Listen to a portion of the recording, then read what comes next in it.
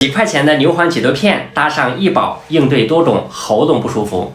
很多人早上起来会感觉咽喉干痛、痰液黄稠，想咳却咳不出来，那大家要注意了，这个多半是火热内盛导致的。火热之邪侵袭咱们肺部，导致肺气湿于速降而引发的，就容易咽喉肿痛和咳嗽不止。那这个搭配方法呢，大家可要记好了。我们可以使用牛黄解毒片来清热解毒，缓解火热内盛引起的咽喉肿痛等问题。再搭配上虫草川贝膏，那里面的发酵虫草菌粉呢，可以滋阴润肺、止咳平喘、降肺火。搭配上川贝母、枇杷叶、蜂蜜，能够补肺益肾、清肺止咳。像阴虚久咳、痰热咳嗽等情况呢，都可以用。大家记得要在医生指导下用药，您记住了吗？